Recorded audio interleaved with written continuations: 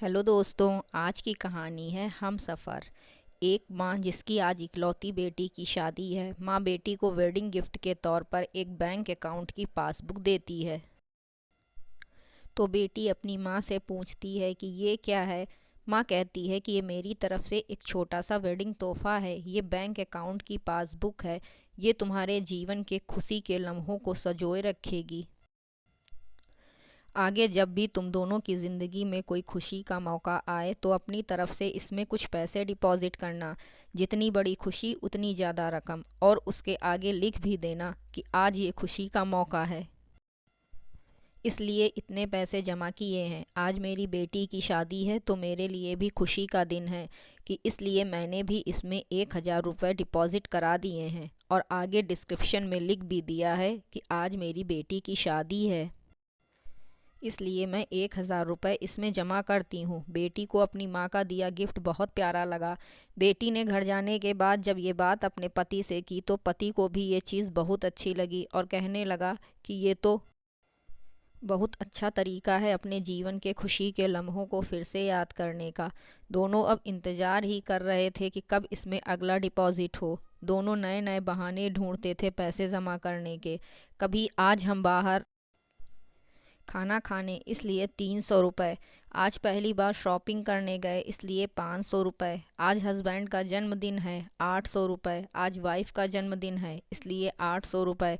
ऐसे करते करते उनमें एंट्रीज भी बढ़ती गईं और उसमें काफ़ी पैसे इकट्ठा हो गए थे। शादी को कई साल बीत जाने के बाद दोनों में कुछ दूरियां बढ़ने लगीं।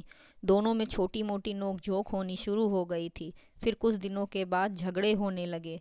दोनों ने बात करना छोड़ दिया और एक दूसरे से खुश नहीं रहते थे। माँ को अपनी बेटी से मुलाकात किए हुए काफ़ी दिन हो चुके थे, तो एक दिन माँ अपनी बेटी से मिलने के लिए बेटी के घर गई। तो बेटी कहने लगी कि माँ, मैं अब और इस शादी में आगे अपना जीवन नहीं गुजार सकती। पता नहीं मैंने इतने दिन इनके साथ कैसे गुजार लिए। अब मैं इस आदमी से डिवोर्स चाहती हूँ। उधर पति भी कहने लगा कि मैं भी परेशान हो गया हूँ, इसके साथ रहकर मैं भी जीना नहीं चाहता। तुम्हारे साथ मुझे भी डिवोर्स चाहिए। माँ ने कहा, ठीक है, तुम दोनों अलग हो जाना, लेकिन याद है मैंने तुम्हारी शादी के दिन तोहफे में एक पासबुक दी थी। बेटी पासबुक निकाल कर लाई तो उसने देखा कि उसमें बहुत पैसे जमा हैं। माँ ने कहा, जब शादी इतनी ही बुरी थी तो पहले अपनी शादी से जुड़ी कोई याद भी अपने पास नहीं रखनी चाहिए। पहले इसमें जमा रकम को खर्च करना होगा, फिर तुम डिवोर्स ले सकते हो। दोनों ने कहा ठीक है, और अगले ही दिन बेटी पासबुक लेकर बैंक जाती है।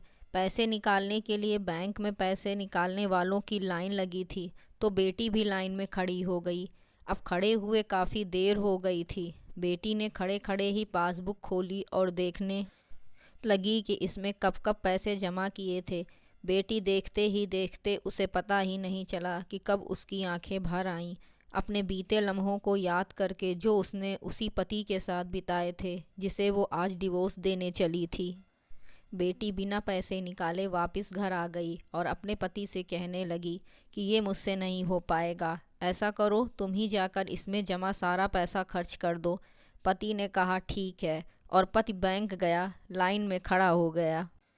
उसकी नज़र भी पासबुक पर पड़ी और उन सारे खुशी के लम्हों पर पड़ी जो उसने अपनी उसी पत्नी के साथ बिताए थे जिसे वो आज तलाक देना चाहता था।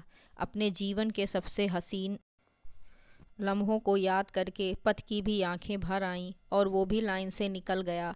पति घर आया और पासबुक अपनी पत्नी के हाथ में दी तो पत्नी पासबुक में देखती है कि उसमें आज ही के दिन 5,000 रुपये जमा हुए हैं और उसके आगे लिखा है कि आज खुशी का दिन है। मुझे एहसास हो चुका है कि वो उसे छोड़ने जा रहा है जिसे वो सबसे ज़्यादा प्यार करता है।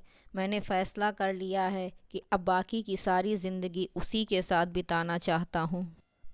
ये देखकर दोनों की आंखें भर आईं और गले लगकर खूब रोए और प्रॉमिस किया कि अब वो कभी नहीं लड़ेंगे।